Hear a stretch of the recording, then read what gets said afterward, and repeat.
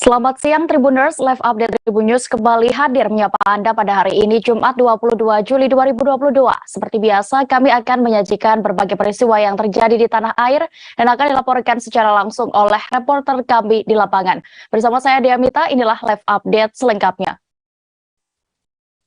Kita menuju kabar pertama Tribuners, ayah dan anak di Tanah Toraja, Sulawesi Selatan tewas tersengat listrik dari kabel penjerat babi hutan. Kedua korban ditemukan tak bernyawa di sebuah sawah wilayah Desa Pakala, Kecamatan Mengkede. Untuk informasi lebih detailnya terkait kronologi kejadian ini, Tribuners, kami sudah terhubung dengan reporter Tribun Timur, ada rekan Tommy Paseru. Silakan dengan laporan Anda. Baik Dea dan Tribuners, jadi ayah dan anak ini tewas tersengat listrik dari penjerat babi hutan pada Kamis 21 Juli 2002 kemarin. Kedua korban yakni ayahnya bernama Musrianto, umur 39 tahun, dan anaknya bernama Fitra, 14 tahun. Jadi ayah dan anak ini ditemukan warga sudah dalam kondisi meninggal dunia di sebuah sawah di Desa Pakala, Kecamatan Mengkende, Kabupaten Tanah Toraja. Kapolsek Mengkende AKP Tuba Tabilangi mengatakan pada Rabu 20 Juli 2002, kedua korban meninggalkan rumah sekitar pukul 18.00 WITA. Kedua korban pergi ke hutan untuk mencari burung merpati. Namun hingga Kamis pagi, kedua korban tak kunjung pulang ke rumah. Istri korban lantas khawatir, curiga, dan mulai mencari suami dan anaknya di sekitar desa. Ia juga melaporkan kondisi suami dan anaknya ini yang tak kunjung pulang ke rumah ke beberapa tetangganya atau warga desa, sehingga mereka bersama-sama melakukan pencarian.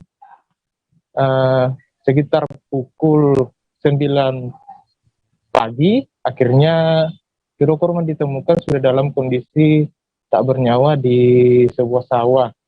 Atas temuan itu, warga langsung melaporkan kejadian ini ke pihak kepolisian Polsek Mengkende dan juga pemerintah Desa Pakala. Kemudian dari hasil olah TKP, di sekitar lokasi kejadian ditemukan adanya kabel yang merupakan penjerat babi hutan, sehingga polisi memastikan kedua korban ini tewas akibat tersengat listrik dari penjerat babi hutan ini. Saat ditemukan juga Musrianto dalam kondisi memeluk anaknya yakni Fitra, sehingga polisi memastikan bahwa saat itu terlebih dahulu yang tersengat listrik adalah Fitra, kemudian hendak diselamatkan oleh ayahnya yakni Musrianto. Setelah ditemukan, tim Inafis dan juga tim medis dari puskesmas setempat langsung melakukan pemeriksaan awal, dan pada tubuh kedua korban ditemukan adanya luka lebam dan juga luka terbakar. Setelah itu dibawa ke rumah sakit daerah Lagi Padada atau RSUD Lagi Padada di Tanah Toraja. Setelah kejadian ini, pihak kepolisian dari Polsek Mengkende juga melakukan penyelidikan, di mana untuk keperluan penyelidikan ini juga diamankan pemilik penjerat babi tersebut. Ini dimaksud karena ada faktor kelalaian dari pemilik penjerat babi sehingga menimbulkan korban jiwa.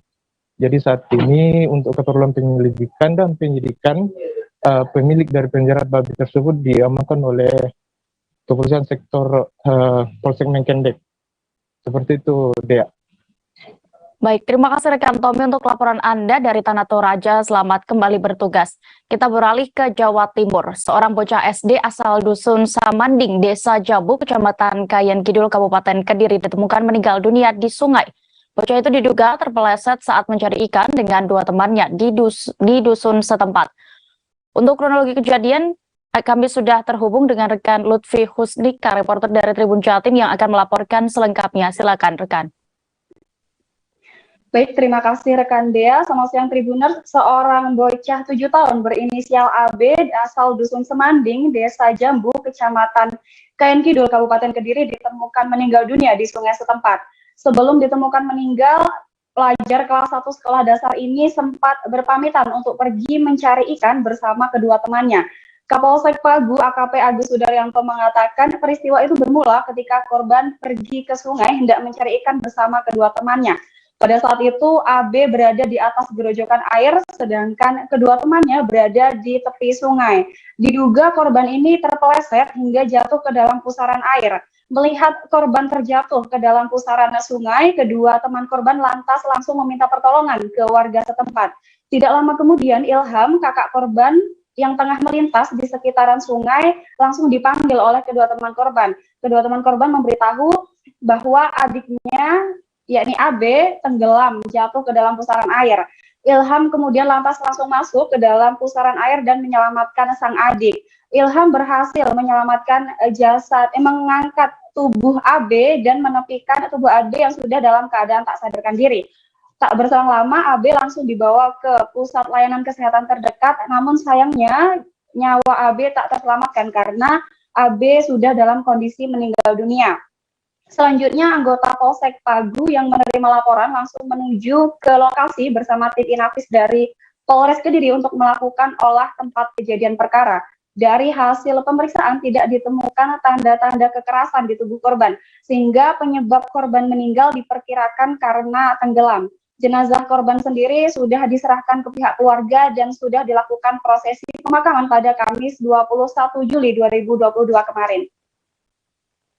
Baik, terima kasih untuk laporan Anda rekan Lutfi Husnika di Jawa Timur. Selamat kembali bertugas. Masih di Jawa Timur, Tribuners, Wali Kota Abdullah Abu Bakar menyebut bahwa Kota Kediri telah mencapai Universal Health Coverage atau UHC 97,72%.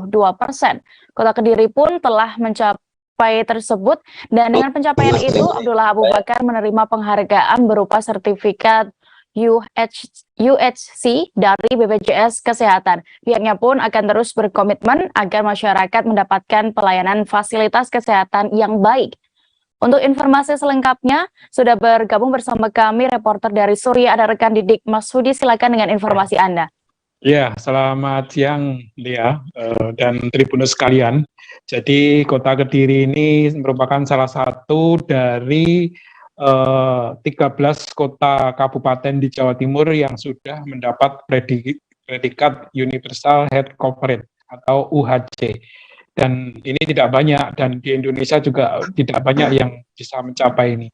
UHC ini diberikan karena Kota Kediri sudah melampaui dari 95% masyarakatnya yang di-cover kesehatannya dalam BPJS. Dan di Kota Kediri catatan terbaru ada 97,72% masyarakatnya sudah tercover BPJS Kesehatan. Dan ini luar biasa sekali karena setiap tahun ini, tahun 2022, Kota Kediri telah menganggarkan anggaran dari APBD Kota Kediri senilai 37 miliar untuk BPJS Kesehatan masyarakatnya. Ini luar biasa sekali karena setiap tahun mengalami peningkatan. Tahun lalu dianggarkan 35 miliar. Sehingga tinggal tersisa sekitar 2% lebih sedikit masyarakat yang masih belum tercover BPJS Kesehatan. Dan ini Wali Kota telah memerintahkan kepada kepala kelurahan masing-masing untuk melakukan hunting atau mencari masyarakat yang masih belum tercover oleh BPJS.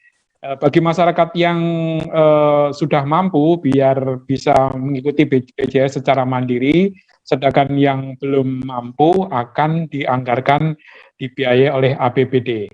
Demikian rekan Dea. Baik, terima kasih rekan Didik Masudi untuk laporan Anda. Selamat bertugas kembali. Kita beralih ke informasi berikutnya, Tribuners. Pengadilan Negeri Cianjur menjatuhkan vonis hukuman seumur hidup terhadap AL, warga kebangsaan Arab Saudi yang menyiram istrinya dengan air keras hingga meninggal dunia.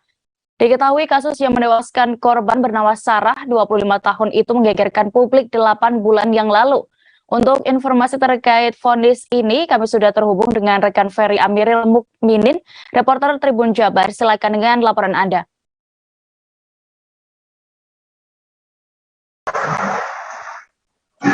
Baik, pemirsa Tribun dimanapun Anda berada, melaporkan baru saja majelis hakim dari Pengadilan Negeri Cianjur menjatuhkan vonis seumur hidup kepada seorang pria berkebangsaan Arab Saudi berinisial AL berumur 48 tahun ya, yang 8 bulan lalu tepatnya pada bulan November ini menyiramkan air keras kepada istrinya sendiri yang warga Cianjur yang bernama Sarah, hingga ia mengalami luka dirawat di rumah sakit dan akhirnya meninggal dunia beberapa jam kemudian setelah air keras tersebut masuk kepada organ-organ vital seperti ginjal kanan kiri, hati, dan organ tubuh lainnya.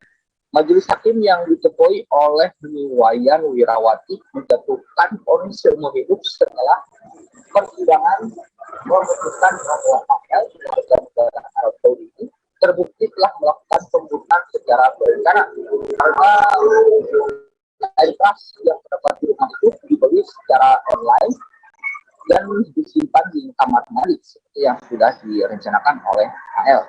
Hal tersebut juga merunut kepada keterangan saksi ahli bahwa AL melakukan pembunuhan secara terencana ini dengan tanpa terburu-buru dan tanpa ada tekanan apapun, sehingga majelis hakim memutuskan untuk menjatuhkan hukuman vonis seumur hidup kepada AL.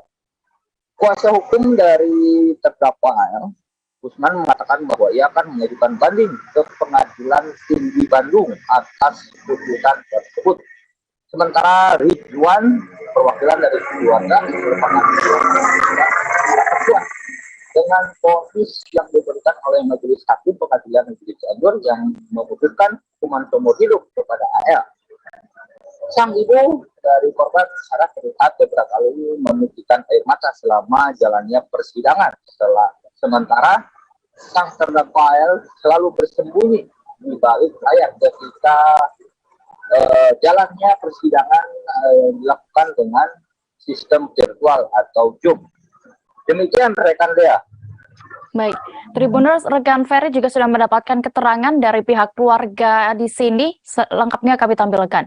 Ridwan, bagaimana dengan putusan hakim terhadap terdakwa dengan vonis seumur hidup? Vonis seumur hidup menurut pihak keluarga korban seperti apa ini? Ya, alhamdulillah ya, cukup puas sekali saya mendengarnya dari keputusan majelis hakim untuk keputusannya seumur hidup gitu. Walaupun dari pihak terdakwa mengajukan banding, tapi saya udah cukup puas sekali karena ya mudah-mudahan aja kalah dalam banding ini dari keputusan tersebut. Selanjutnya dari pihak keluarga korban sendiri seperti apa? Apakah akan mengikuti? Ada upaya juga untuk banding melalui jaksa penuntut umum atau bagaimana? Ya jelas. Kalau misalkan keputusan bandingnya tidak puas menurut keluarga, menurut pihak pengacaranya, saya dari pihak pengacara keluarga juga akan mengajukan banding tersebut. Dan cukup puas sekali. Artinya dengan vonis hukuman seumur hidup itu sudah sesuai begitu dengan? Iya, sudah sesuai dengan penuntut jaksa umum. Pak, menurut pihak keluarga korban sendiri selama terdakwa menjalani hukum proses persidangan, apakah dinilai kooperatif atau bagaimana menurut pihak keluarga korban sendiri?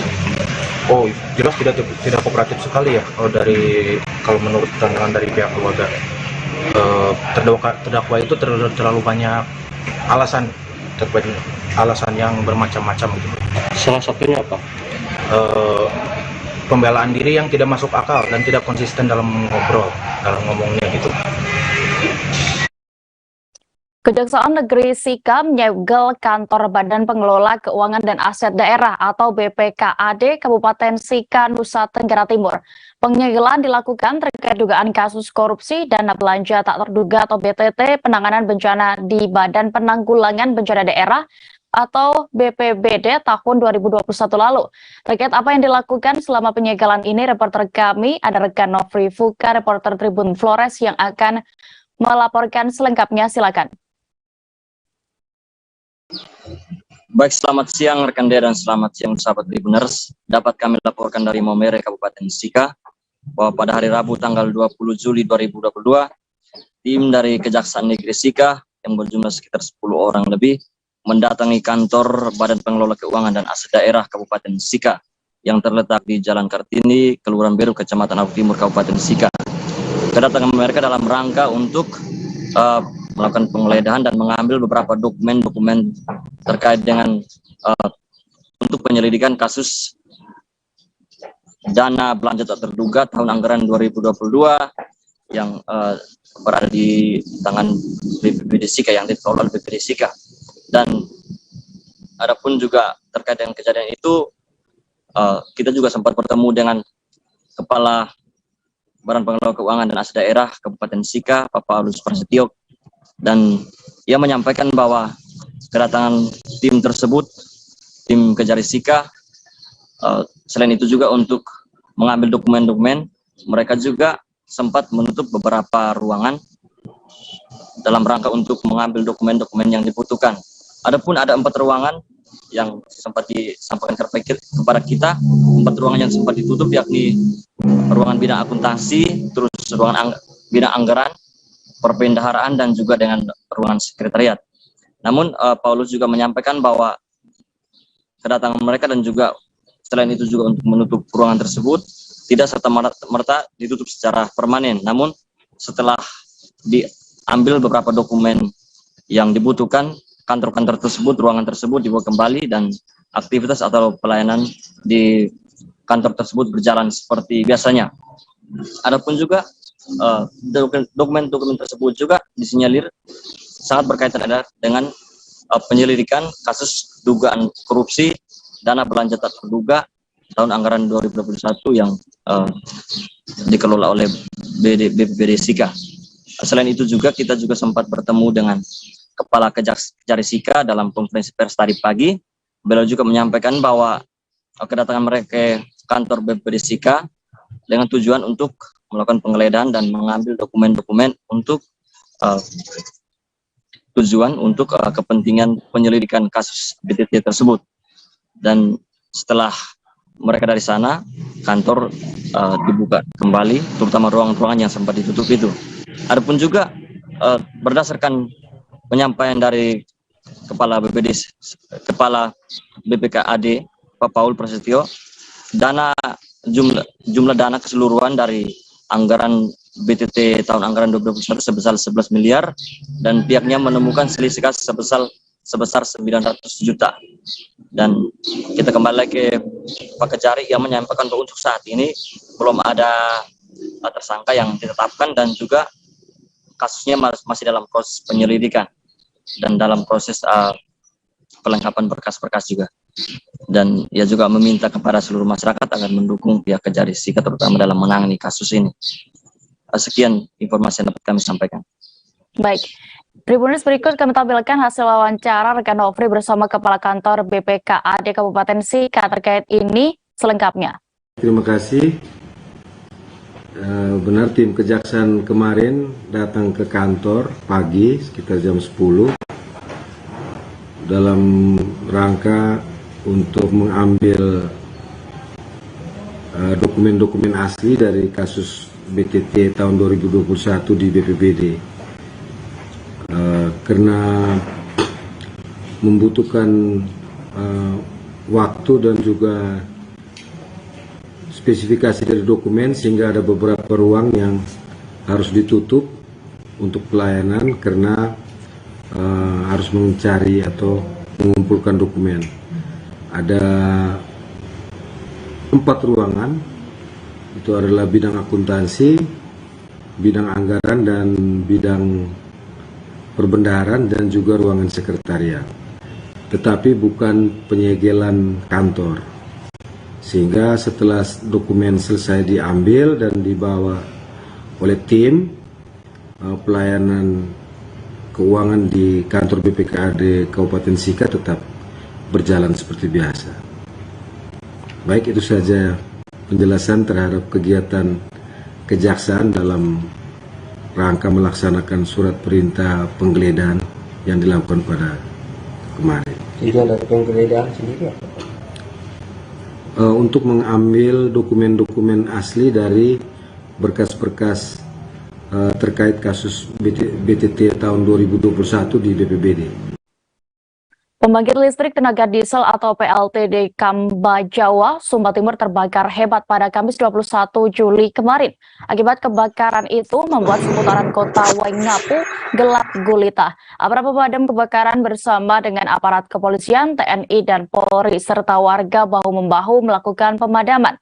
Untuk informasi terkait kondisi di lokasi kejadian saat ini, kami sudah terhubung dengan rekan Rianto, reporter Pos Kupang. Silakan dengan laporan Anda. Baik Dea, terima kasih dapat saya laporkan dari Waingapu, Kabupaten Sumba Timur. Telah terjadi kebakaran hebat di pembangkit listrik tenaga diesel atau PLTD Kamba Jawa yang terletak di Kecamatan Kota Waingapu, Sumba Timur malam tadi. Kebakaran berlangsung sekitar pukul 19:22 dan berdasarkan keterangan dari pihak PLN sendiri, kebakaran tersebut menghanguskan sebanyak 5 mesin dari 14 mesin yang ada di PLTD tersebut. Dia dan Tribuners dapat saya sampaikan bahwa pasca kebakaran sebanyak 3 unit pemadam kebakaran dari pemerintah daerah maupun dari Bandar Udara Umum Hangkunda serta 1 unit water cannon dari Polres Sumba Timur didukung dengan 4 tangki bersinergi untuk memadamkan api yang membakar kompleks PLTD terbesar di Sumba Timur tersebut. Berdasarkan keterangan dari pihak PLN yang diwakili oleh manajer pemasaran Nathanael Purba, beliau menyampaikan bahwa pihaknya sedang mengupayakan perbaikan dan berharap agar keadaan pemadaman listrik dapat segera diatasi. Mereka telah bergerak cepat untuk melakukan relokasi mobil genset dari Seba, kemudian relokasi mobil genset dari PLTD Kupang, dan juga relokasi mobil genset dari Adonara. Pihaknya berharap agar dalam pekan ini mobil genset segera tiba di Waingapu dan keadaan kelistrikan di Waingapu dapat segera diatasi. Pemerintah sendiri saat kebakaran turun tangan, PLH Sekda Sumba Timur, dalam hal ini Umpung Gadundangu, didampingi Kapolres Sumba Timur, AKBP Fajar bersama dengan Dandim Sumba Timur, Letkol Aditya Triwirawan juga turun ke tempat kebakaran dan memimpin langsung upaya pemadaman kebakaran. Kebakaran semalam berhasil dipadamkan sekitar pukul 22:35. Demikian dapat saya laporkan, Dea. Baik, terima kasih rekan Riano untuk laporan Anda. Selamat kembali bertugas. Kita beralih ke kabar berikutnya di Jakarta, Tribuners. Seorang pria misterius terekam kamera CCTV saat sedang mengintip emak-emak yang sedang tertidur pulas. Pelaku melancarkan aksinya di wilayah Kebon Duren, Kelurahan Kalimulia, Kecamatan Cilodong, Depok. Hal ini pun membuat warga sekitar menjadi resah. Untuk informasi terkait kejadian ini, kami sudah terhubung dengan reporter Tribun Jakarta, ada rekan Dwi Putra Kesuma. Silakan dengan laporan Anda. Baik, selamat siang Dea dan juga selamat siang Tribuners. Bisa saya jelaskan bahwa kronologi seorang pria misterius yang melakukan tindakan asusila ini terjadi di Jalan Musola Alamin, tepatnya di Kelurahan Kalibaru, Cilodong, Kota Depok pada tanggal 17 Juli 2022 lalu. Saat itu korban tengah tertidur pulas di kamarnya dan tiba-tiba datang seorang pria misterius yang langsung merekam posisi korban yang sedang tertidur pulas dari atas ventilasi udara menggunakan handphonenya. Kemudian anak korban bernama Tia juga mengatakan bahwa perbuatan dari pria misterius itu tidak hanya sebatas itu, melainkan pria tersebut juga nekat mencongkel jendela kamar korban yang tak terkunci. Bahkan korban juga bahkan pelaku juga menarik selimut yang menutupi tubuh korban. Lebih lanjut, anak korban Tia menjelaskan bahwa peristiwa ini diduga bukan baru saja pertama kali terjadi. Hal itu juga yang menyebabkan pihak keluarganya memasang rekaman CCTV, dan ternyata benar saja setelah dipasang CCTV, aksi pria tersebut pun berhasil terekam kamera, dan saat ini kasusnya sudah dilaporkan ke pihak kepolisian setempat atau ke Polsek Cimanggis. Kurang lebih seperti itu dia. Baik, terima kasih rekan Dwi Putra untuk laporan Anda dari Depok. Selamat kembali bertugas. Kita beralih ke Papua. Aparat TNI Polri berhasil mengevakuasi satu lagi korban aksi kekejaman kelompok kriminal bersenjata atau KKB di Kampung Nonggolit, Distrik Kenyam, Kabupaten Duga, Papua Pegunungan. Korban dievakuasi menggunakan pesawat perintis Smart Air PKSNA pada hari Kamis 27 Juli kemarin. Saat ini sudah bergabung bersama kami rekan Marcelinus Labulela yang akan melaporkan selengkapnya di Papua. Silakan. Benar sekali dia dan Tribunas terkait evakuasi satu korban jenazah bernama Rui, pria asal Manado, kemarin berhasil dievakuasi dari Duga menuju ke Kota Timika, Papua melalui Bandara Kargo Moses Kilangin, Kota Timika. Selanjutnya korban langsung dibawa menggunakan mobil jenazah menuju ke RSUD Mimika guna dilakukan otopsi dan direncanakan berangkat hari ini. Namun tadi saya sempat melakukan konfirmasi bersama Humas RSUD Mimika bahwa korban tidak jadi diberangkatkan ke kampung halamannya Manado, mengingat kondisi tubuh korban atau jenazah sudah membusuk, tidak memungkinkan untuk dilakukan otopsi atau pemberian obat kepada tubuh korban atau formalin, di mana kondisi korban memang sudah membusuk karena pasca kejadian pada hari Sabtu lalu tanggal 16 Juli 2022 pasca pembantaian oleh KKB pimpinan Egyanus Boboya.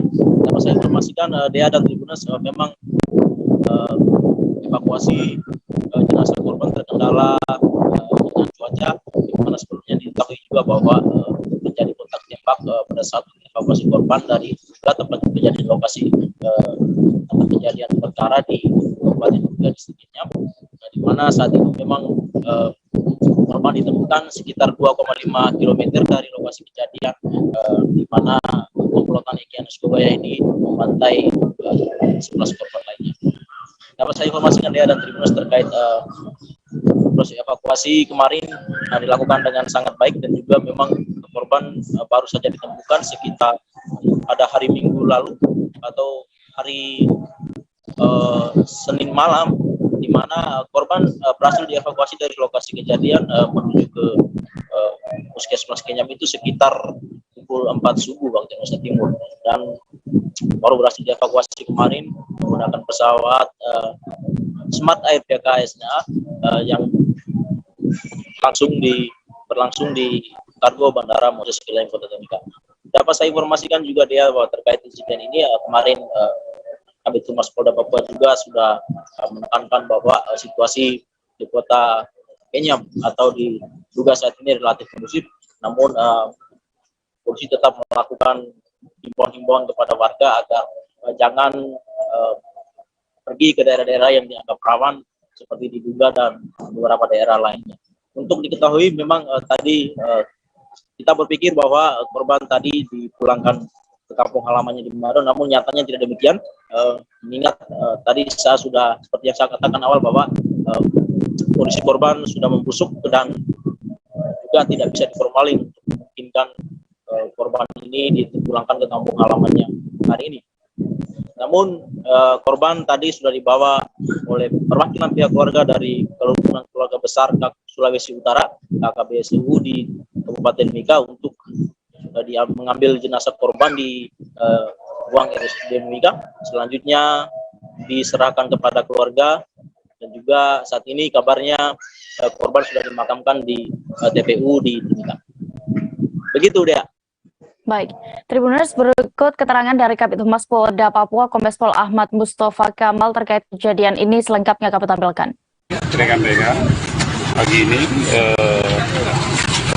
rekan-rekan dari TNI Polri dan Pemda telah mengevakuasi almarhum Nurul yang menjadi korban kekerasan kelompok kriminal bersenjata pada hari Sabtu kemarin dan dapat kita evakuasi ke Kenyam itu kemarin pagi atau hari Rabu pagi, dan hari ini kita dapat evakuasi ke Timika. Terus kemudian kita tadi dibantu oleh Pak Kapolres Timika ya, dan saat ini almarhum sudah dibawa ke rumah sakit untuk perawatan jenazah dan persiapan besok akan diterbangkan ke Kampung Halaman. Tadi saya sudah ketemu dengan beberapa keluarga almarhum ya, rencana besok akan diterbangkan ke Manado. Mudah-mudahan proses perawatan jenazah hingga besok akan melakukan jenazah. Namun yang paling pasti adalah kami dari kepolisian dan TNI berupaya maksimal untuk mengungkap atas peristiwa kekerasan yang dilakukan oleh kelompok kriminal bersenjata di Duga, baik terhadap masyarakat pendatang maupun masyarakat asli Papua, termasuk salah satu seorang tokoh masyarakat pendeta yang setiap harinya memberikan pencerahan, memberikan nasihat-nasihat kepada masyarakat yang ada di sana. Ini kita sayangkan, dan mudah-mudahan kita sekali lagi dengan upaya-upaya yang dilakukan oleh rekan-rekan TNI Polri yang ada di sana dan pihak Pemda berkolaborasi untuk menekan terjadinya korban-korban kekerasan selanjutnya. Seorang bocah laki-laki dipasung dengan cara diikat rantai di wilayah Jati Kramat, Jati Asih, Kota Bekasi. Polres Metro Bekasi Kota pun langsung melakukan tindakan pasca adanya kabar peristiwa itu dari video yang viral. Dan rekan kami, Yusuf, sudah sempat menemui bocah tersebut dan meminta pengakuannya. Silakan rekan Yusuf Bahtiar dengan laporan Anda. Selamat siang Dea dan juga Tribuners.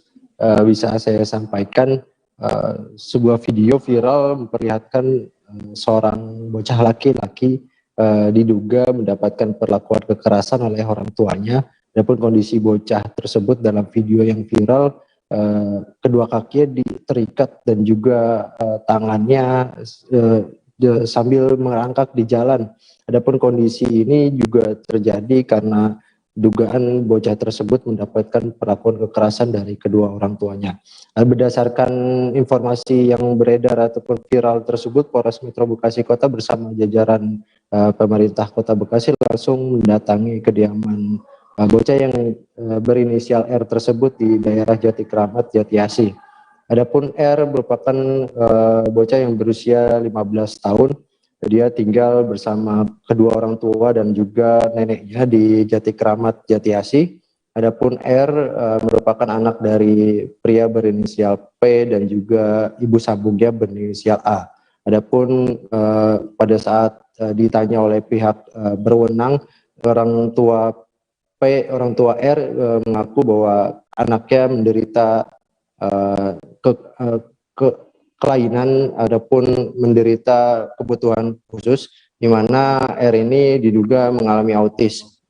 Namun pada saat ditanya lebih jauh mengapa R diikat dan disiksa, pihak orang tua dari R ini sempat mengaku bahwa anaknya kerap memakan jatah makanan orang tua dan juga neneknya, dan juga khawatir untuk mengambil makanan tetangga di sekitar.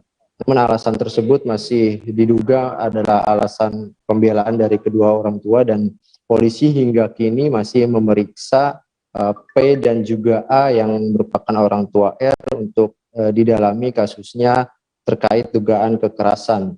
Adapun R saat ini dibawa ke panti asuhan di daerah Mustika Jaya, Kota Bekasi. Dia juga sebelumnya sempat mendapatkan perawatan medis dan juga visum untuk dilakukan proses penyelidikan. Sebelum melakukan visum dan juga dibawa ke RSUD Kota Bekasi, R juga sempat dibawa ke markas Polres Metro Bekasi. Di sana dia ditemui oleh Kapolres Kombes Pol Hengki, di mana pada saat bertemu dengan Kombes Pol Hengki, R sempat bercerita bahwa dia kerap mendapatkan perlakuan kekerasan terhadap yang dilakukan oleh ayahnya, dan menilai bahwa ayahnya merupakan sosok yang kerap main tangan ataupun suka memukul. hal itu diungkapkan langsung R di hadapan para pendampingnya dan juga Kapolres Metro Bekasi. Begitu deh ya. Baik, Tribuners, berikut keterangan dari Kapolres Metro Bekasi Kota, Kombes Pol Hengki, terkait peristiwa ini. Selengkapnya kami tampilkan. Ada seorang anak-anak yang masih di bawah umur dilakukan atau dianiaya, ada kekerasan oleh orang tuanya, yaitu tepatnya TKP-nya di Jati Kramat, Jati Asih, yang sudah diketahui oleh sosial media bahwa terjadi itu. Oleh karenanya perlu kami sampaikan bahwa pada hari Selasa tanggal 19 Juli tahun 2022, dengan informasi ada masyarakat yang melihat adanya anak yang kondisinya kurang baik, kurang sehat, dan kakinya ada dirantai oleh orang tuanya. Langkah-langkah yang dilakukan oleh Babin Kamtibmas Polsek Jati Asih, ada lurah, ada Babinsa, RT RW yang ada sekitar situ dengan lurah telah melakukan langkah-langkah pada hari Selasa itu juga. Jadi anak ini bukan ditemukan di jalan, tapi berdasarkan informasi dari masyarakat sudah ditindaklanjuti oleh lurah, Babinsa, Babin Kamtibmas, serta RT RW setempat dengan menjumpai orang tuanya. Betul dijumpai anak ini, termasuk ada dari Dinas Sosial, Bapak Anwar juga hadir pada hari Selasa itu, menindaklanjuti informasi dari masyarakat itu. Jadi kita sudah berbuat menindaklanjuti itu dengan kesepakatan dengan orang tua dan sebagainya, bahwa pada hari Kamis tanggal 21 Juli 2022 ini, yang bersangkutan atas nama R atau Raisa ini, usia 15 tahun, lahir tahun 2007, akan dititipkan di panti asuhan pada hari ini, ya. Tapi sudah terlanjur di-share oleh warga masyarakat, terbaca oleh masyarakat. Kabar berikutnya datang dari Jawa Tengah, Tribuners. Pemuda warga desa Kedung Jambal, Kecamatan Tawangsari, Sukoharjo, tega membakar saudaranya hidup-hidup. Korban atas nama Sriyanto, 35 tahun, warga desa Kedung Jambal, meninggal dunia seusai sempat menjalani perawatan di rumah sakit. Terkait kronologi kejadian ini dan apa motif dari pelaku, kami sudah terhubung dengan rekan Erlangga Bima Sakti. Silakan dengan laporan Anda. Ya, terima kasih dia. Selamat siang, Tribuners. Jadi bisa saya laporkan untuk kejadian pemuda Tawangsari yang membakar saudaranya sendiri hingga meninggal itu terjadi pada hari Kamis tanggal 14 Juli lalu. Jadi kejadian itu di rumah pelaku yang berada di desa Kedung Jambal di Kecamatan Tawangsari, Sukoharjo. Jadi kejadiannya itu pagi hari. Jadi menurut keterangan Kapolsek setempat, jadi saat itu hari Kamis tanggal 14 Juli sekitar pukul 6.15 korban ini datang ke rumah pelaku untuk membeli rokok karena diketahui orang tua pelaku ini, orang tua korban maksud saya, berjualan. Jadi pagi-pagi korban datang ke rumah pelaku untuk membeli rokok, kemudian mengetuk pintu. Kemudian mungkin karena merasa terganggu ya, karena masih pagi mungkin. Jadi si pelaku ini kemudian menyiramkan bensin kepada korban yang keduanya masih memiliki hubungan saudara. Setelah menyiram bensin, kemudian pelaku membakar korban dengan pemantik. Setelah dibakar, pelaku juga ikut terbakar sebenarnya, karena ada cipratan bensin yang ke tubuhnya. Setelah terbakar, keduanya juga sempat ditolong warga karena sama-sama terbakar. Jadi untuk korban ini terbakar hampir di seluruh tubuh, kemudian untuk pelaku sedikit. Jadi untuk pelaku dibawa ke Puskesmas, kemudian untuk korban ini dibawa ke rumah sakit yang ada di Yogyakarta. Nah, menurut keterangan orang tua, jadi si korban, si pelaku maksud saya, si pelaku ini memiliki gangguan kejiwaan dan sempat mengeluhkan pusing sebelum hari kejadian itu. Nah, setelah menjalani perawatan beberapa hari, korban yang mengalami luka bakar serius itu meninggal dunia pada Kamis kemarin tanggal 21 Juli di rumah sakit dan langsung dimakamkan oleh keluarga. Demikian.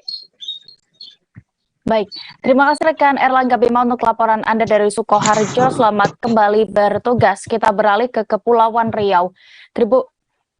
Tribuners, 2 karyawan PT Multi Ocean Shipyard tewas di pos penjagaan saat berteduh dari hujan deras disertai angin kencang. Naas angin kencang yang menghantam pos tersebut ikut menyeret kedua korban hingga jatuh ke laut. Untuk laporan selengkapnya, rekan kami Yeni Hartati, reporter Tribun Batam sudah bergabung di sana. Silakan dengan laporan Anda.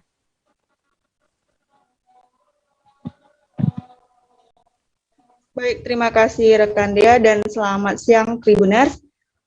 Baik, 2 karyawan PT Multi Ocean Shipyard atau PT MOS yang berada di Desa Pangke, Kecamatan Meral Barat, Kabupaten Karimun, Provinsi Kepulauan Riau, tewas seketika saat menjalankan tugas atau saat bekerja.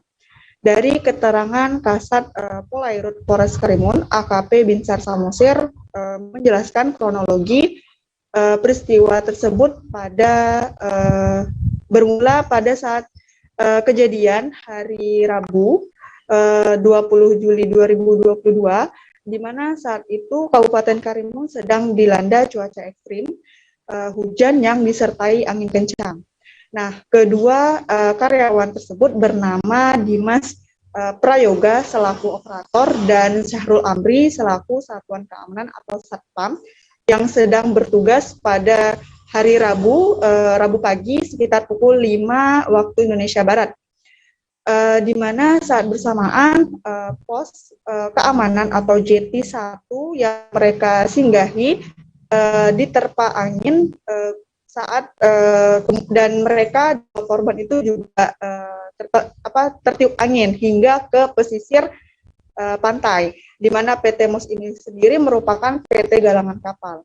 Nah, pada saat itu evakuasi sempat terkendala dari bantuan Polres Karimun beserta karyawan PT MOS, di mana proses evakuasi korban terpental atau dengan jarak yang cukup jauh, di mana ada selisih sekitar 300 meter dan 600 meter dari TKP. Kemudian Dimas Prayoga atau salah satu korban yang ketika ditemukan oleh tim dalam posisi telungkup, sementara Syahrul Amri dalam posisi tergeletak atau terlentang dan dan dengan celana yang terbuka. Kemudian evakuasi dilakukan, dibawa ke RSUD Muhammad Sani untuk dilakukan visum, kemudian dibawa atau diserahkan kepada pihak keluarga. Sekian laporan yang dapat saya sampaikan. Demikian saya kembalikan ke dia di studio. Baik, Tribuners, rekan Yeni juga sudah melakukan wawancara bersama Kasat Polairut Polres Karimun terkait kejadian ini. Selengkapnya kami tampilkan. Kejadian yang menimpa 2 karyawan PT MOS itu seperti apa sebenarnya? Baik, Assalamualaikum warahmatullahi wabarakatuh. Selamat siang, kami dari Satpolair Polres Karimun pada hari Rabu tanggal 20 Juli 2022 sekitar jam 7.30 mendapatkan informasi dari HRD PT MOS terjadi kecelakaan atau hilangnya 1 orang satpam atau security di perusahaannya, diduga akibat terseret angin. Nah, kemudian saya beserta jajaran turun ke TKP melalui darat, kemudian saya juga mengarahkan 2 unit kapal Polair untuk melakukan SAR di seputaran perairan. Nah, pada saat sampai di TKP, tepatnya di lokasi jeti tempat pos berada, kemudian kita melihat pos yang dibangun oleh PT MOS itu sudah posisinya berada di air di seputaran pantai.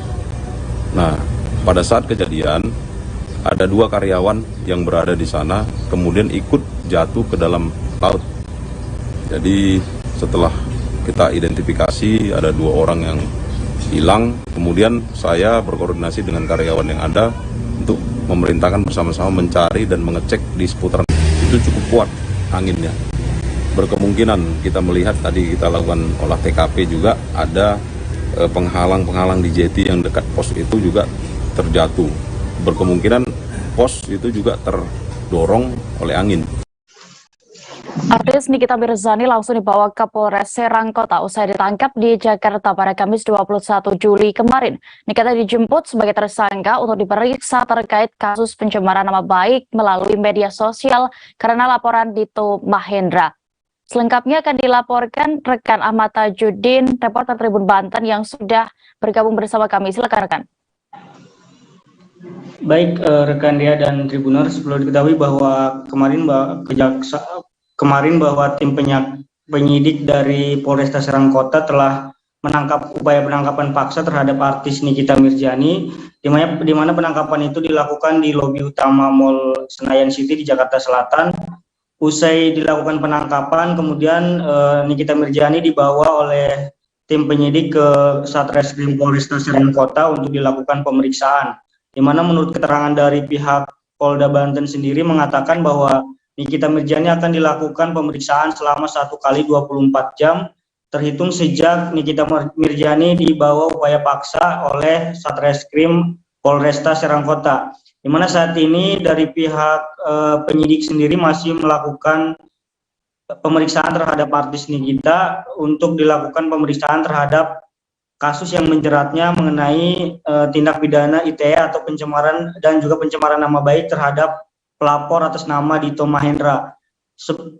Waktu malam kemarin sendiri beberapa orang juga telah mendatangi Nikita Mirzani, diantaranya asisten dari Nikita Mirzani, kemudian manajernya, teman Nikita Mirzani atau Fitri, dan juga kuasa hukumnya telah mendatangi langsung Satreskrim Polresta Serang Kota untuk melihat keadaan dari Nikita Mirzani. Saat ini untuk Polresta Serang Kota masih melakukan pemeriksaan terhadap Nikita. Adapun untuk perkembangan dan lain sebagainya itu masih dalam tahap penyidikan oleh tim penyidik Polresta Serang Kota. Perlu diketahui bahwa pada malam hari sendiri untuk Nikita Mirzani bukan hanya Nikita Mirzani yang dilakukan penahanan, di mana untuk ketika penahanan sendiri anak dari Nikita Mirzani ikut serta menemani Nikita Mirzani karena anak dari Nikita Mirzani yang masih usianya kecil, dia tidak ingin ditinggalkan oleh orang tuanya, sehingga pada saat penangkapan anak dari Nikita Mirzani juga ikut bersama Nikita. Selain anaknya juga menurut keterangan Polda bahwa di Polda Banten Nikita Mirzani ditemani oleh babysitter dari anaknya sendiri. Mungkin untuk keterangan lebih lanjutnya saat ini dari Polresta Serang Kota masih dalam pemeriksaan terhadap artis Nikita Mirzani, Dea. Baik, terima kasih rekan Ahmad Tajuddin untuk laporan Anda. Selamat kembali bertugas. Kita beralih ke Maluku. Anggota Polsek Baguala mengamankan bertonton minuman keras jenis Sopi saat merazia kendaraan bermotor di Jalan Upua Baguala, Transit Paso. Razia miras dilakukan dalam rangka menekan tingkat peredaran minuman keras di Kota Ambon, khususnya di wilayah hukum Polsek Baguala. Selengkapnya akan dilaporkan rekan Alvin Risanto, reporter Tribun Ambon, yang kini sudah bergabung bersama kami. Silakan rekan. Iya, baik, terima kasih rekan Dea. Jadi yang saya mau luruskan bahwa kemarin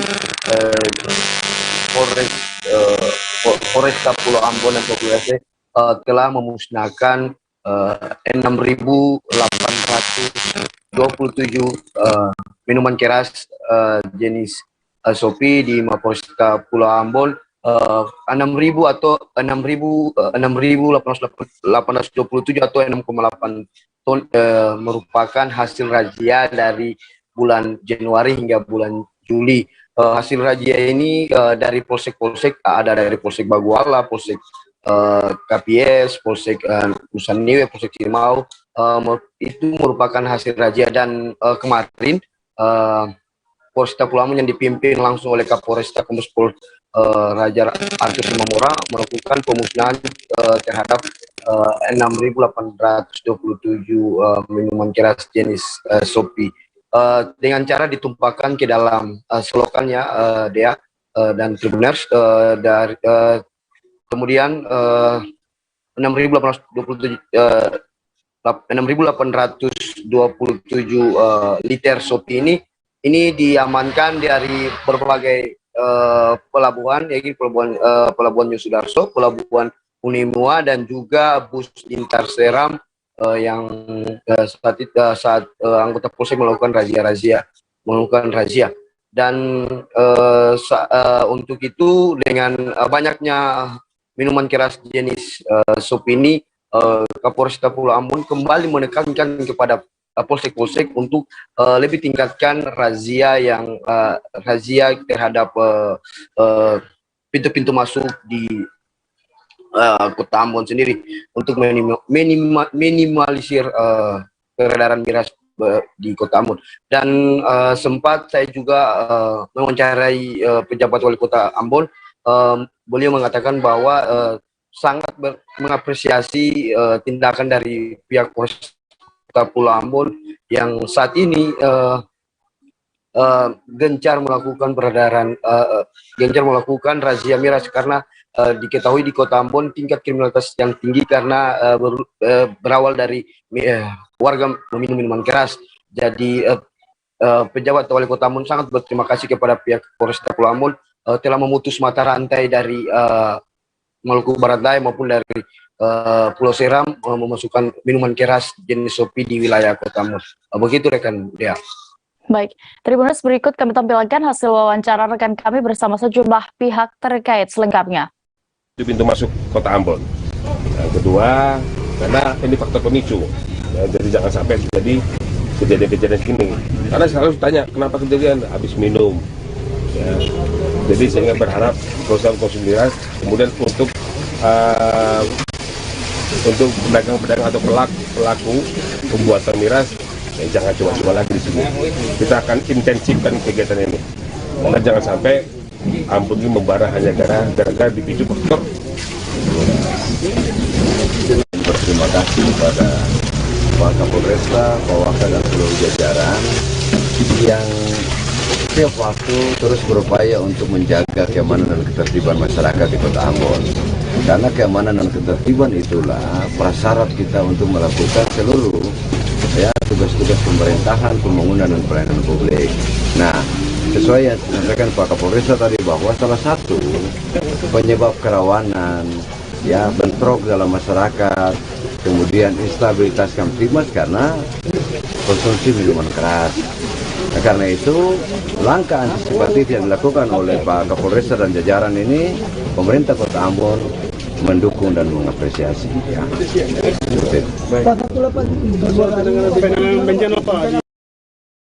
Seorang pekerja selam tambang Ponton Isap Produksi atau PIP tewas di perairan Matras, Kecamatan Sungai Liat, Kabupaten Bangka.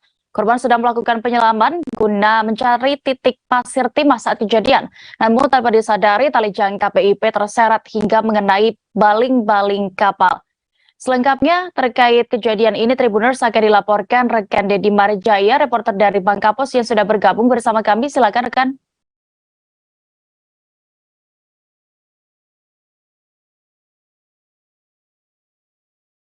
Halo, rekan Dedi.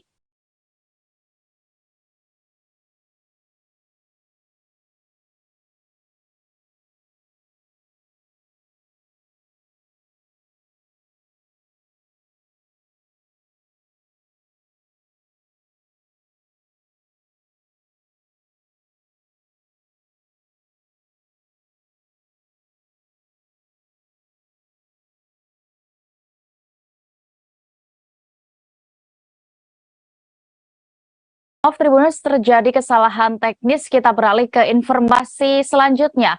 Sidang kasus pembakaran tempat hiburan malam atau THM Double O Kota Sorong, Papua Barat digelar di Pengadilan Negeri Sorong. Kebakaran tempat hiburan malam tersebut diketahui menewaskan 18 orang. Dalam persidangan terungkap pula peran dari masing-masing 6 pelaku yang ada. Saat ini kami sudah terhubung dengan rekan Petrus Polilamak, reporter Tribun Papua Barat. Silakan dengan laporan Anda.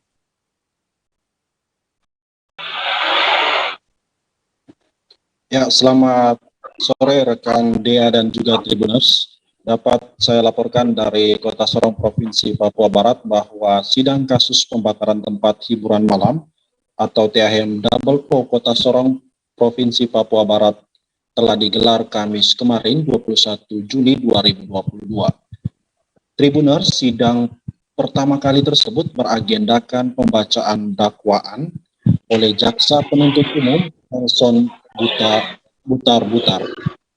Dalam dakwaan yang dibacakan dijelaskan peran dari 6 orang terdakwa, termasuk yang melakukan, menyuruh, melakukan, atau turut serta melakukan dengan sengaja dan menyebabkan kebakaran yang menimbulkan bahaya umum bagi orang atau barang.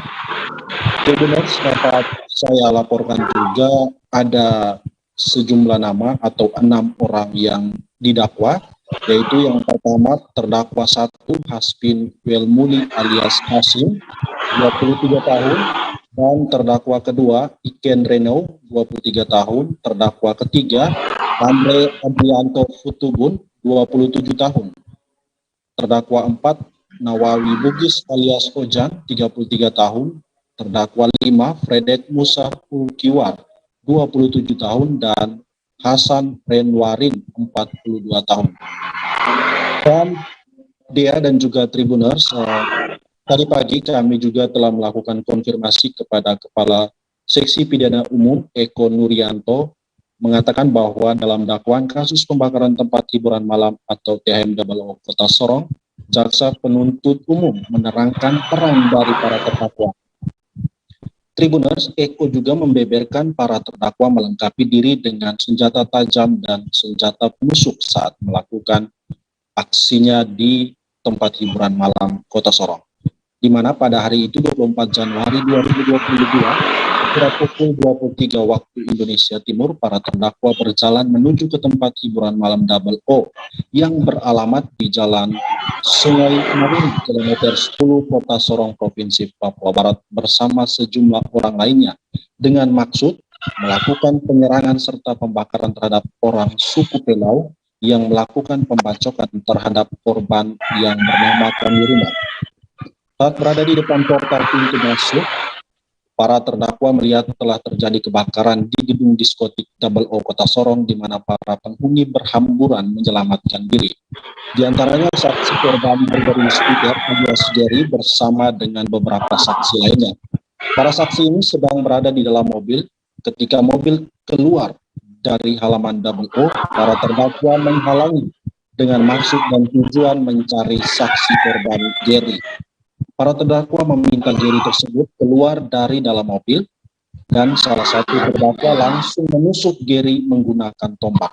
Akibat tusukan itu, Tribuners, Jerry mengalami luka pada tubuh bagian lengan serta paha kiri.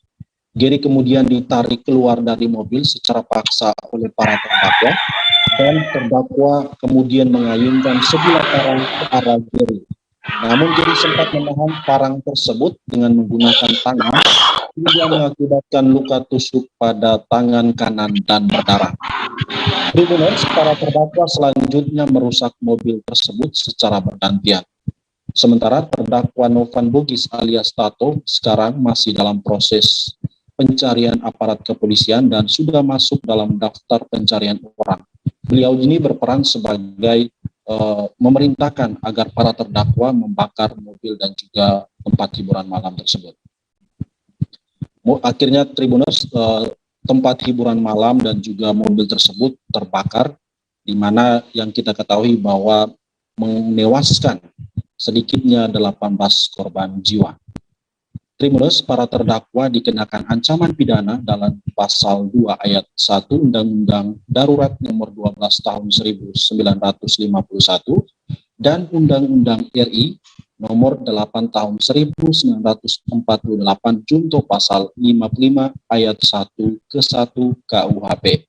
Dea dan juga Tribuners, dapat kami laporkan juga bahwa sidang kasus yang sama akan digelar pada pekan depan dengan agenda pemeriksaan saksi. Demikian, Dea. Baik, terima kasih rekan. Dan berikut Tribuners hasil keterangan yang didapatkan oleh rekan Petrus Wali dari Jaksa Penuntut Umum terkait kejadian ini, selengkapnya kami tampilkan. Salah satu perkara yang akibat dari kebakaran gedung, jadi perkara yang kita sidangkan kemarin itu atas nama tersangka H, dan kawan-kawan jumlahnya 6 orang tersangka.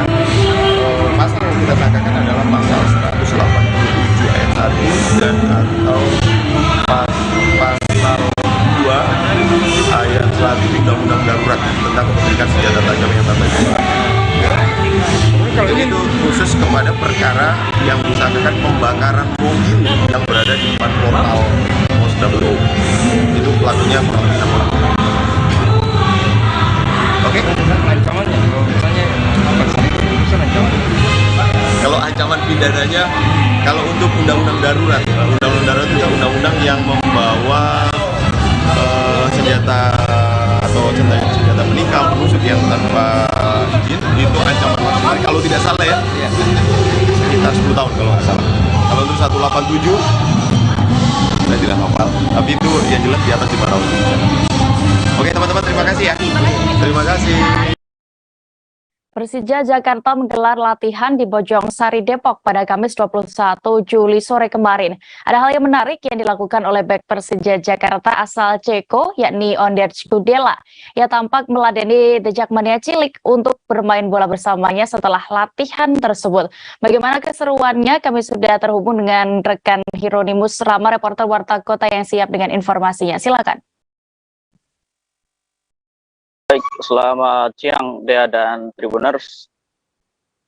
Seperti tadi disampaikan bahwa kemarin sore Persija Jakarta menggelar latihan terakhir sebelum bertolak ke Bali untuk menghadapi Bali United dalam laga perdana kompetisi Liga 1 2002-2003.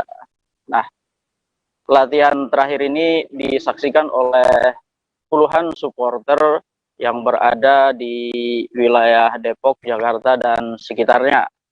Nah, menariknya bahwa setelah latihan selesai, ketika para pemain meninggalkan lapangan latihan menuju ke mes ataupun pulang ke rumah masing-masing, ada segerombolan anak-anak yang sedang bermain di salah satu lapangan yang tidak jauh letaknya dari lapangan latihan pemain Persija.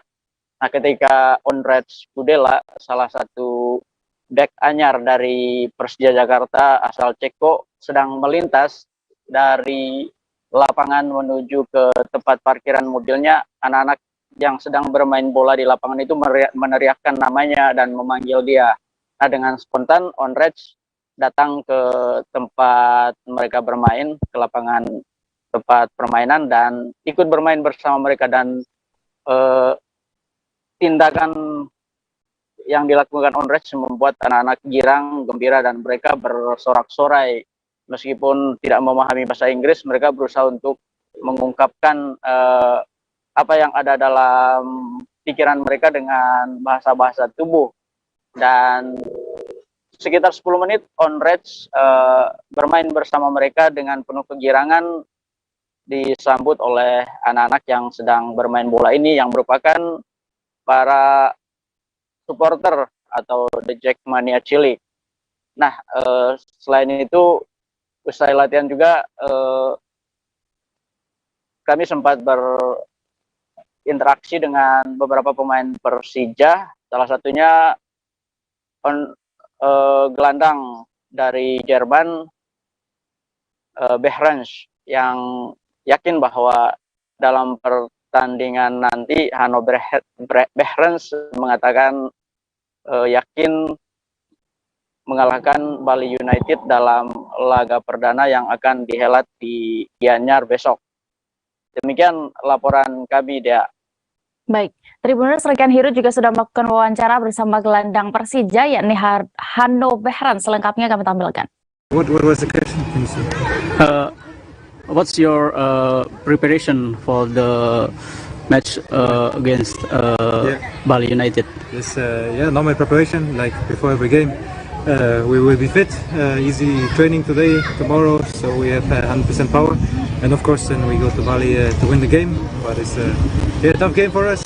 Bali is the champion, so we will see how the game goes, but we will try to win the game, of course. Are you optimistic you can win the match? We will try. Of course, the Bali is the favorite, the champion. So if we take 1 point, it's also good. But of course, we're trying to win the game. Okay, thank you, Mr. Ano. Thank you. Bye bye. Bye bye. Bye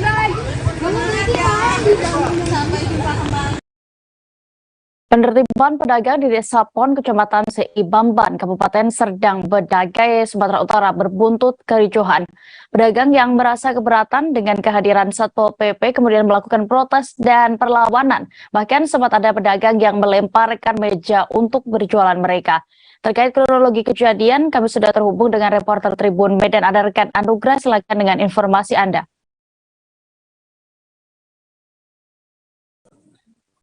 Ya, baik rekan Dea dan Tribuners dimanapun berada. Nah, memang semalam Satuan Polisi Pamong Raja, Satpol PP Kabupaten Serdang Bedagai semalam melakukan penertiban begitu di Pasar Pon di Kecamatan Sebanban, Kabupaten Serdang Bedagai. Nah, semalam ada puluhan kios yang kemudian diamankan begitu karena dianggap telah melanggar Perda nomor 26 tahun 2028 mengenai tata tertib untuk berdagang, di mana salah satu poinnya adalah dilarang untuk menggunakan akses trotoar ataupun di badan jalan gitu. Jadi semalam sekitar pukul 16.00 puluhan Satpol PP kemudian mulai merapikan atau menertibkan sejumlah kios-kios atau lapak jualan dari pedagang yang ada di pasar Desa Pon. Namun semalam memang terjadi penolakan begitu dari sejumlah pedagang yang merasa keberatan dengan tindakan yang dilakukan Satpol PP. Nah, ada juga semalam yang satu orang pedagang itu kemudian karena kesal melemparkan meja ke arah Satpol PP yang terlihat datang menemui pedagang yang di sana begitu. Namun memang meja tersebut tidak mengenai dan hampir mengenai dari Satpol PP. Nah, kemudian juga semalam sejumlah pedagang juga memprotes karena mereka merasa Satpol PP dirasa tebang pilih begitu dalam menertibkan kios-kios yang ada di sana. Salah seorang pedagang semalam bernama Feby mengatakan kalau ada salah satu kios di depan yang tepatnya memakan bahu jalan itu adalah milik mantan anggota DPRD Sergei. Namun itu tidak ditertibkan begitu, melainkan ditertibkan sendiri oleh pemilik yang juga seorang mantan anggota DPR tersebut. Nah, hal itu juga sangat dikecewakan oleh para pedagang. Mereka meminta jikapun mereka harus dilakukan penertiban, harus mengikuti aturan yang tengah dijalankan oleh Satpol PP. Mereka meminta agar hal itu jangan tebang pilih atau pilih kasih. Harusnya semua pedagang yang berada atau yang berjualan di Pasar Desa Pon itu merasakan kebijakan tersebut tanpa harus tebang pilih. Nah, meski begitu memang semalam setelah terjadi kericuhan memang sebagian dari lapak jualan yang ditempati oleh pedagang-pedagang di sana akhirnya berhasil ditertibkan begitu. Satpol PP semalam membongkar sejumlah bangunan yang memang memakan badan jalan dan trotoar untuk pengguna pejalan kaki. Begitu rekan dia. Baik, terima kasih rekan Anugrah untuk laporan Anda. Selamat kembali bertugas. Kita beralih ke kabar berikutnya. Seorang pekerja selam tambang ponton Isap Produksi atau PIP tewas di perairan Batras, Kecamatan Sungai Liat, Kabupaten Bangka. Korban sedang melakukan penyelaman guna mencari titik pasir timah saat kejadian. Namun tanpa disadari, tali jangka PIP terseret hingga mengenai baling-baling kapal. Selengkapnya terkait kronologi kejadian akan dilaporkan rekan Dedi Marjaya, reporter dari Bangka Pos. Silakan dengan informasi Anda.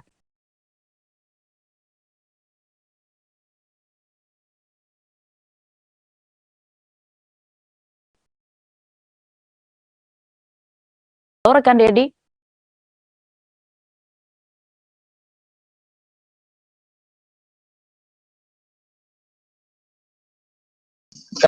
Saya laporkan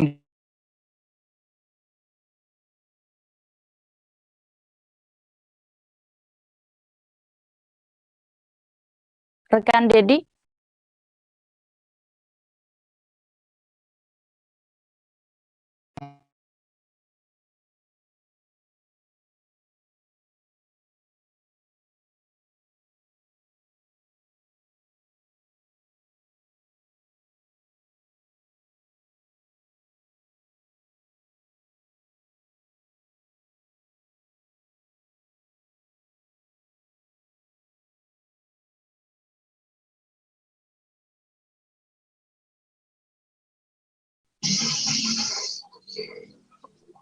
Baik, rekan Dedi, silakan.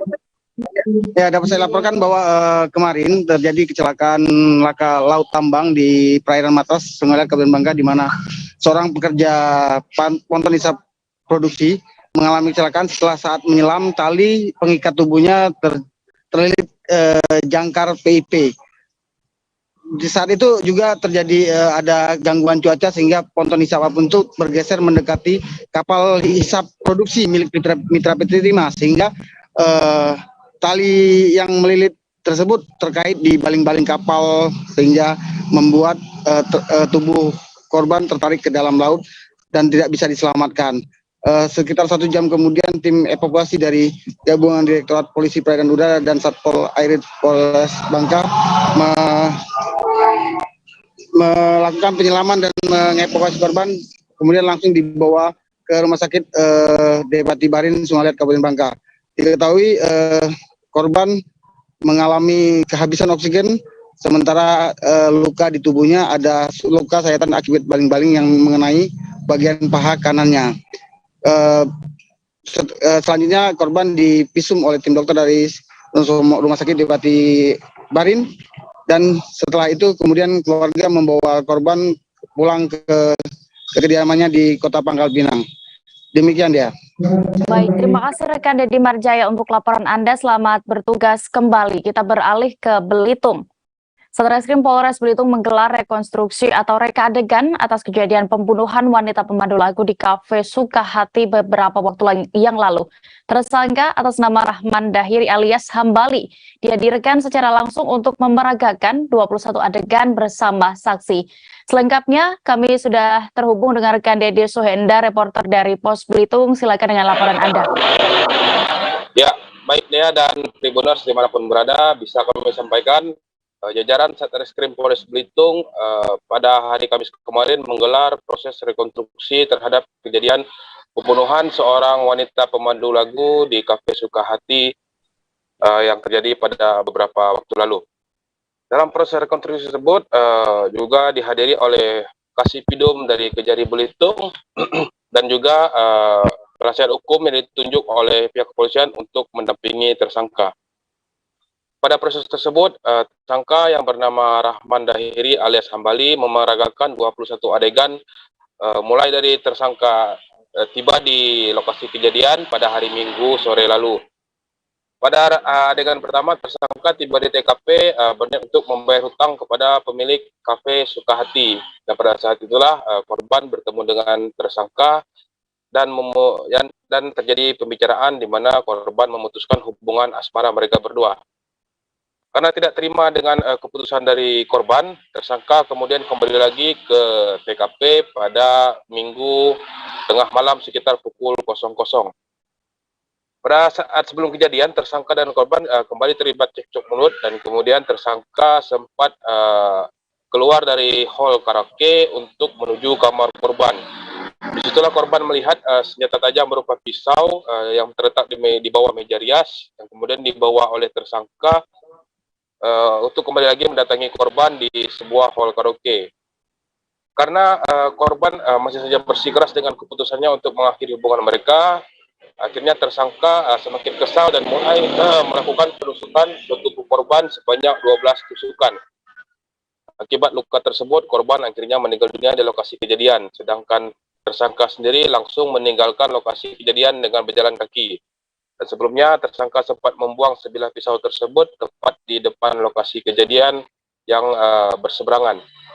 Kasareskrim Polres Belitung, Ibtu Edi Purwanto menjelaskan proses rekonstruksi 21 reka adegan itu semakin meyakinkan jajarannya terkait adanya unsur pembunuhan berencana dari tindak pidana tersebut.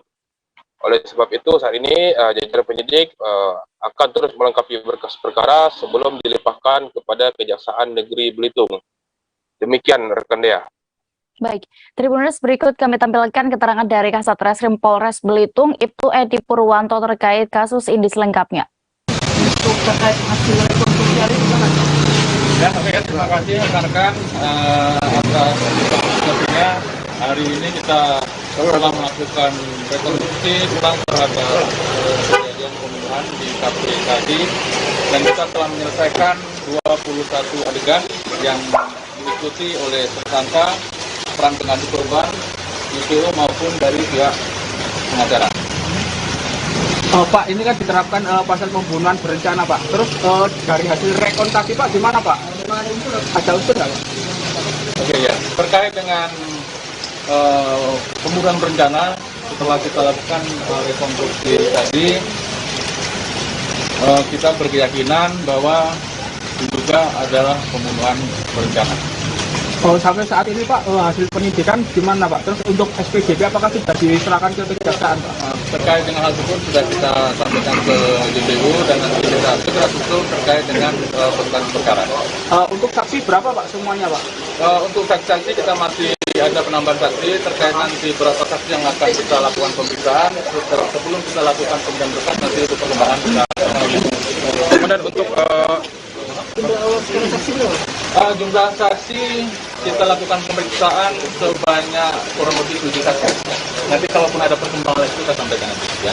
Kemudian untuk penjelasan unsur berencana tadi di adegan berapa dimulainya, Komandan? Kalau untuk di penikaman tadi kita bisa lihat di adegan ke 16. Yang mulai dari ke-14 tersangka mengeluarkan pisau dari pinggangnya, dan ke-15 tersangka mulai melakukan penusukan. Beralih ke Sumatera Selatan, Tribuners, sebagai salah satu daerah tujuan wisata, Gunung Dempo di Pagar Alam mengandung daya tarik tersendiri bagi masyarakat untuk berkunjung. Terlebih adanya fenomena Jabal Magnet yang serupa di Arab Saudi yang membuat banyak wisatawan penasaran untuk mengunjunginya. Bagaimana terkait pengalaman melewati kawasan tersebut, kami sudah terhubung dengan reporter Sriwijaya Pos, ada rekan Wawan Wawan, silakan dengan informasi Anda.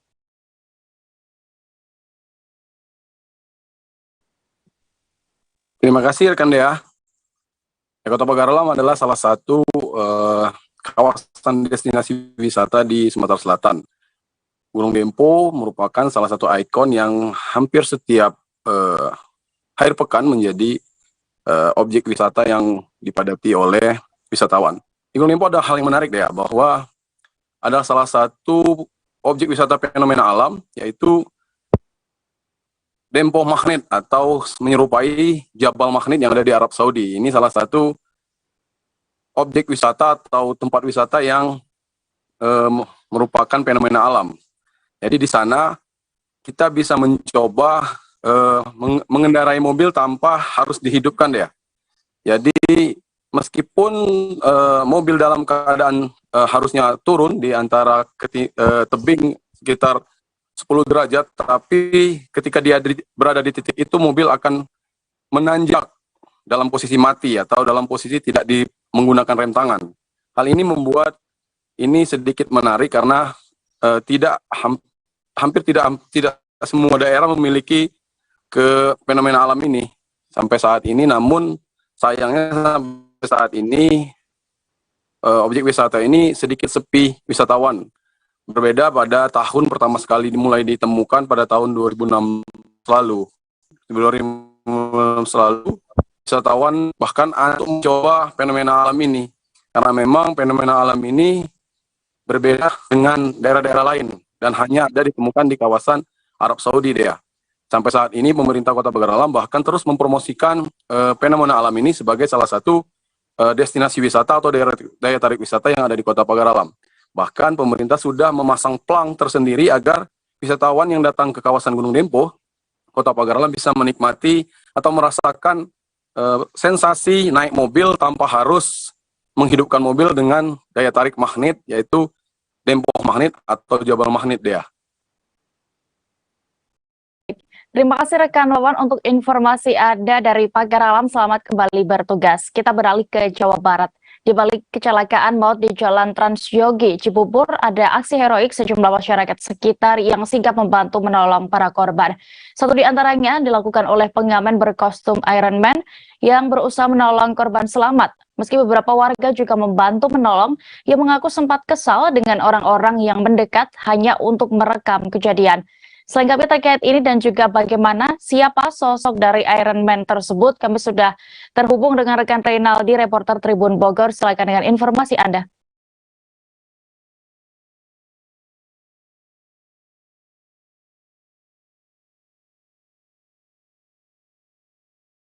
Rekan Reynaldi. Baik Dea, selamat siang rekan Tribuners. Jadi pengamen tersebut atau sosok superhero yang dibalik topeng Iron Man itu adalah Kuswanto. Dia adalah seorang pengamen jalanan yang sudah ada sejak 3 bulan lalu di persimpangan CBD di Cibubur, Bekasi, yang tepatnya di tempat lokasi kecelakaan maut kemarin. Jadi menurutnya saat itu dia berada di lokasi kejadian saat terjadinya kecelakaan maut tersebut. Lalu dia pun memang posisinya sedang beristirahat bersama kedua temannya. Jadi saat itu dirinya tuh mendengar suara tabrakan yang cukup kencang dan juga suara seretan dari motor-motor yang tertabrak. Lalu dirinya langsung menolong korban-korban tersebut. Jadi saat superhero Iron Man ini menolong korban, ternyata banyak warga-warga atau orang-orang yang melintas ke wilayah tersebut hanya memvideokan atau mengambil gambar saja, tetapi tidak menolong. Jadi saat itu pun Kuswanto memang geram dengan keadaan tersebut. Bahkan dirinya sempat meneriaki orang-orang yang hanya diam dan merekam saja. Dan dirinya pun langsung menolong beberapa orang yang korban selamat dan juga korban-korban lainnya yang berada di lokasi kejadian. Bahkan Kuswanto juga sempat berkomunikasi dengan supir truk Pertamina saat itu yang langsung dibawa ke pos satpam di dekat lokasi kejadian. Jadi memang menurut Kuswanto saat itu di traffic light di simpang CBD Bekasi ini 3 bulan terakhir memang banyak sekali terjadi kecelakaan lalu lintas. Tapi yang paling parah menurutnya itu kejadian yang pada hari Senin kemarin. Jadi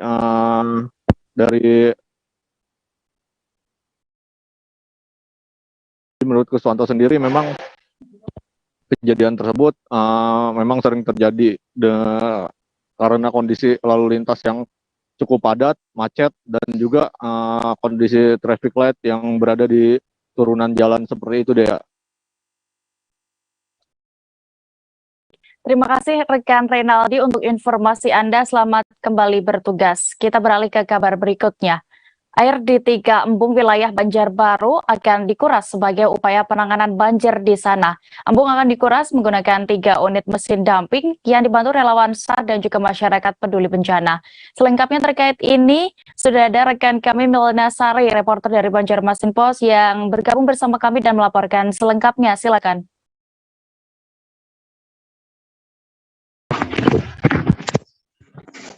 Iya, rekan Dea. Baik, silakan rekan dengan informasi Anda seputar ini. Ya, terima kasih rekan Dea.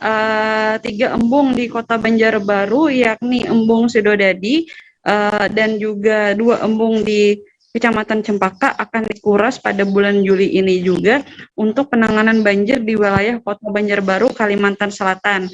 Dan embung ini sendiri, menurut dari keterangan dari Kepala BPBD Kota Banjarbaru, Jaini, jika kondisi embung menampung banyak air saat hujan dengan intensitas tinggi, sehingga harus dilakukan pengurasan agar nantinya saat hujan terjadi bisa menampung lebih banyak air hujan ke dalam embung dan tidak mengaliri ke daerah pemukiman warga. Dan nantinya pada saat pengurasan sendiri, pemerintah Kota Banjarbaru akan menurunkan masyarakat peduli bencana Kota Banjarbaru dan juga relawan rescue yang ada di Kota Banjarbaru. Selain itu, Pemko Banjarbaru juga memiliki 3 unit mesin damping yang nantinya akan digunakan untuk pengurasan 3 embung di Kota Banjarbaru tersebut. Meski saat ini perkiraan dari BMKG Kalimantan Selatan akan mengalami musim kemarau, namun cuaca yang tidak menentu dan mengakibatkan pemerintah Kota Banjarbaru memilih untuk menetapkan status siaga bencana, yakni tidak hanya bencana karhutla, namun juga bencana banjir. Oleh sebab itu, pemerintah kota juga menyiapkan antisipasi banjir dengan melakukan pengurasan 3 embung di Kota Banjarbaru. Sebelumnya juga pada beberapa bulan lalu terjadi banjir cukup besar di 4 kecamatan di Kota Banjarbaru, yakni Kecamatan Liang Anggang, Kecamatan Landasan Ulin, Kecamatan Banjarbaru Selatan, dan juga Kecamatan Cepaka. Begitu rekan Dea. Baik, terima kasih rekan Milna untuk informasi Anda. Selamat kembali bertugas. Tribuners, informasi tadi sekaligus menutup perjumpaan kita dalam live update siang ini. Lantaran pandemi COVID-19 belum usai, kami juga kembali mengingatkan Anda untuk tetap mematuhi protokol kesehatan dimanapun berada dan melakukan vaksinasi. Jangan lupa juga Tribuners tetap update kabar teraktual lainnya di kanal YouTube Tribun News. Saya Diamita beserta kru yang bertugas pamit. Terima kasih dan sampai jumpa.